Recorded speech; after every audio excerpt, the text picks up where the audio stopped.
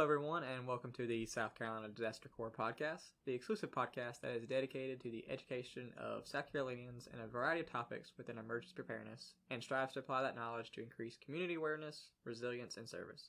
My name is Cameron Matthews, and I am a South Carolina Disaster Corps team member. And in today's episode, I will be interviewing Brandy Singleton, the Director of Disaster Services and Community Impact. Good morning. All right, Brandy, so the first question I have for you today is, what is AmeriCorps? AmeriCorps is basically the domestic Peace Corps. Everyone is familiar with the aspect of what the Peace Corps is and how you go into other countries and actually see what the problems are within their communities and then work together to take care of those issues. Here, with what we do with AmeriCorps is AmeriCorps basically takes issues within local communities and we try to assess what the needs are in each community individually, and then we try to meet those needs. So following that, Brandy, what does AmeriCorps do in Anderson? Well, previously, our AmeriCorps program was in education, and we provided tutors for children who were in the third grade in local area elementary schools. And then we saw that there was a shift in what the actual needs were, not just in Anderson, but South Carolina as a whole. When South Carolina was hit with the 1,000-year flood and the Columbia, Midlands area was really hit hard with that, we kind of took a step back and assessed where we were. And we wanted to ensure that individuals within our community were prepared and ready in the event that something happens. We hope that it does not. However, we want to be prepared in the event that it does, and we are able to take action. So you said that it's across the state of South Carolina. How many various branches of AmeriCorps are there? There are a lot of different branches of AmeriCorps. Some, just within the state of South Carolina, we actually have several national AmeriCorps programs as well. So like Teach for America is in South Carolina. So I mean, we go from the national level to, of course, the community level. Our program specifically kind of caters to the upstate and then the low country region.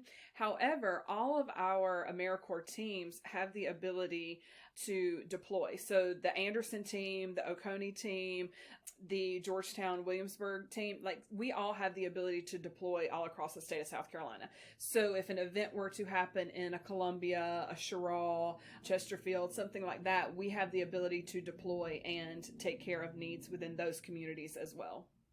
Okay. What kind of situations usually require the response from any of the AmeriCorps teams? Well, here locally, we have the ability to respond to local fires in partnership with the Red Cross. We can assist with that. We actually have the ability, we've deployed several times for hurricane assistance and flooding assistance. So when several hurricanes came through a couple of years ago, we had the ability to deploy to the Sherrall, Chesterfield area and really assist them they were out of power for, I think, honestly, it was over, at this point, it had been 3 to 5 days. They had been without power. And so folks were needing to get food and access to things of that nature, essential goods that they did not have the means to take care of. So we were able to go down and assist with that, and we deployed for a week, and we're down there. So a lot of different things. A lot of times we do deploy for hurricanes just because we, as a corps, can fill in the gaps. So if there's a gap in, folks needing to deliver meals to shut-ins, we can fill that gap. If folks need people to actually, go out and assess, is this home abandoned, those type things, we have the ability to do that as well. So we kind of fill in the gaps where there is a need within the community. We do not have a specific action that we plug into. Randy, do you have any other examples of the AmeriCorps team's members being deployed?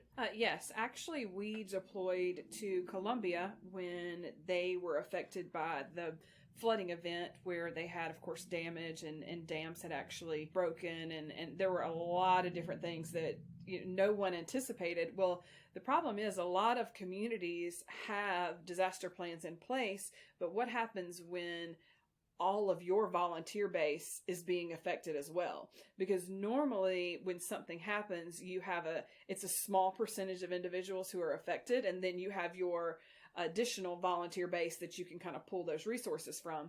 Well, in this event, everyone in the area was affected. So all of their volunteers who normally went in and ran like the Meals on Wheels routes, things like that to actually get water and food to individuals who are shut in, they were unable to do that because all of their volunteers had been affected, and now they were out of their homes. They had nowhere to go, and they had to leave the area as well. So what our team did is we deployed down, and we were able to fill that gap, and our team actually was able to deliver the meals as well as cases of water to all the individuals who were on those routes, so that the elderly and the folks who were homebound were able to still have access to those critical need items. All right. So what benefits come from being an AmeriCorps team member? AmeriCorps is a great experience for anyone who would like to give back to their community. Our program is a little different from other programs in that we have a lot of hands-on type stuff. So you could do anything from a event at an elementary school, teaching kids about preparedness, to, operating a chainsaw and chopping down a tree.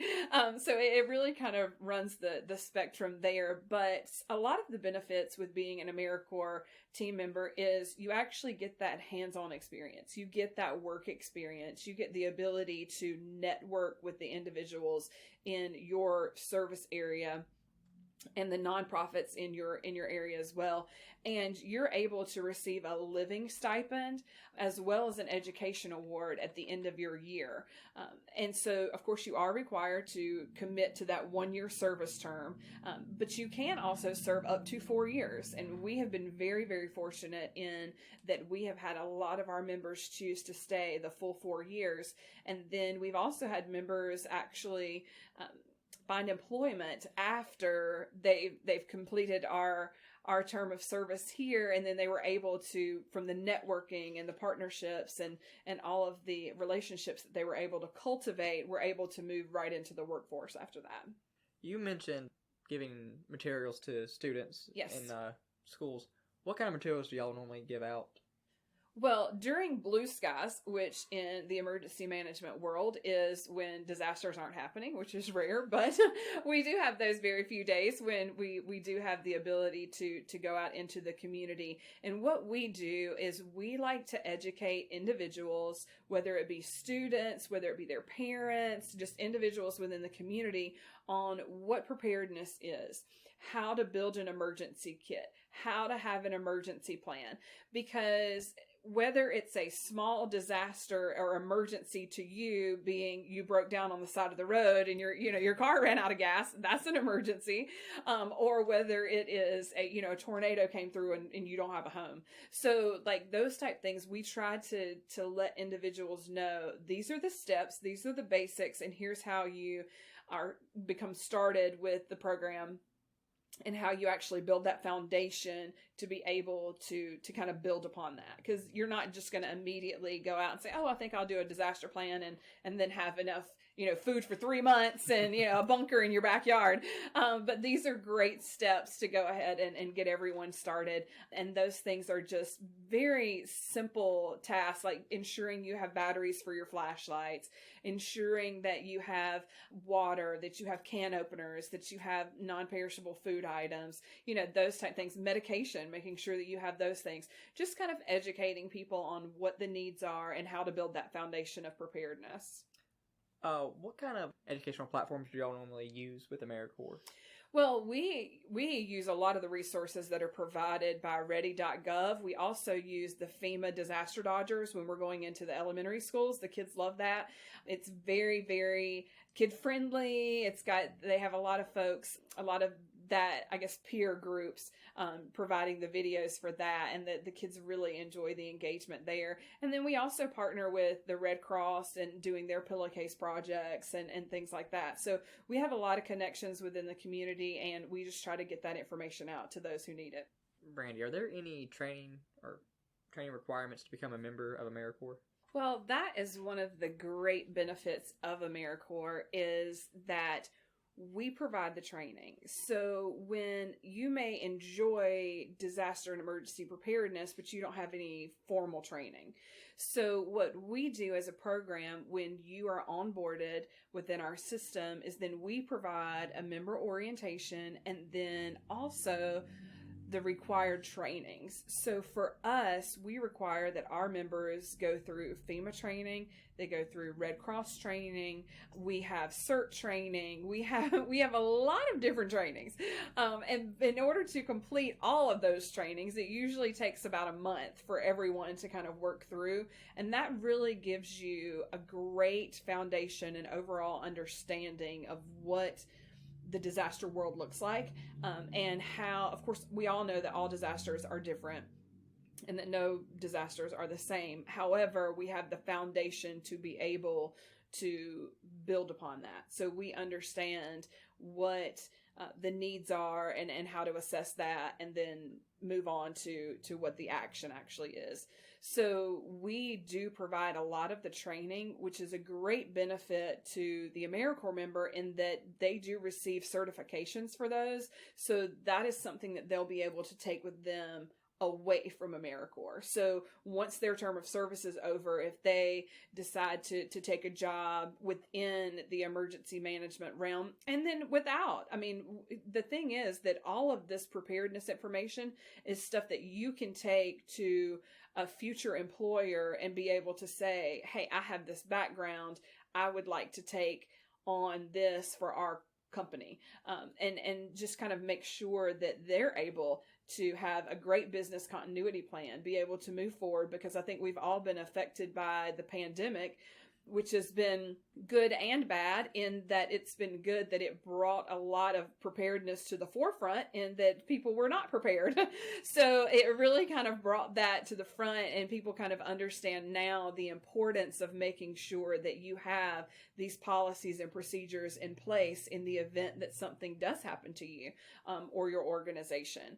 So that is really a benefit in some of the trainings that we offer here through AmeriCorps. And I will say that each AmeriCorps program is different. So if you're in a tutoring program, obviously they're going to provide training for tutoring. If you're in a disaster program, obviously we're going to provide you training with how to respond to a disaster. So each program is unique in that they provide their own trainings, but it is specific to what each program is.